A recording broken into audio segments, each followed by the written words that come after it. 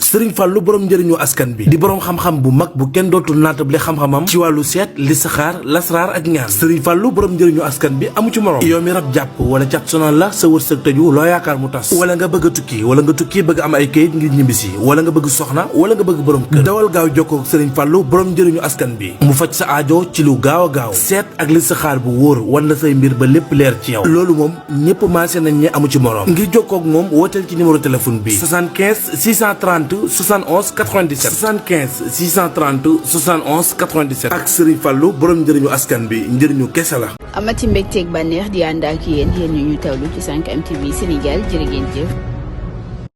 lu mu def booy dañ koy def bu solee peew booy dañuy sol peew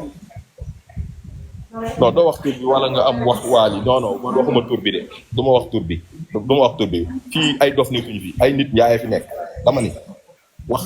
bu fekkee nopp koy déglu na wér. am na yoo xam ne duñ fi nekk naan diw déedéet loolu données personnelles la mais dañuy wax pour lu defar réew mi ndax góor jigéen ñi ñoo bëgg a yàq réew mi booy bi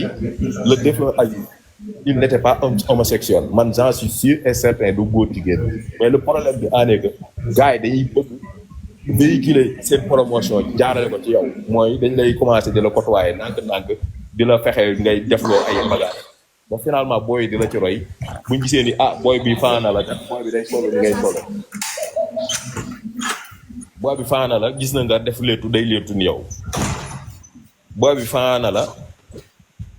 sol nga peew day sol peew nouvel ordre mondial bi ñu bëgg a def noonu ay lobby yi mag ñoo ne ci ginnaaw yoo xam ni loo soxla ci ay milliards mën nañ la koo jox léegi ñooñu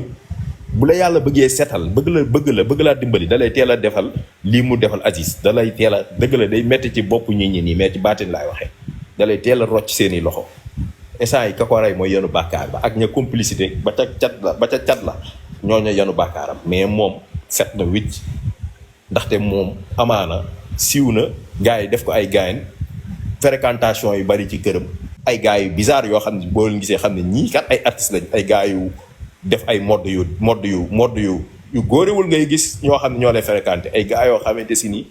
duñ def yëfu góor yàlla ñoo lay fréquenté ñooy ñëw xam nga ñoom gars yi influenceurs yi lañ lay def pour nga influencer jeunesse bi loolu lañ naan influenceur boo déggee turu influenceur bu bari gi loolu la parce que fii kenn jaay fi cassette kenn amu fi cachet yoo xam ne da lay may ay ngay dawal ay oto yi jar 100 millions ñu tabax ay château di battre ay xaalis yoo xam ne leer na li ciy liggéey ko amul entreprise amul société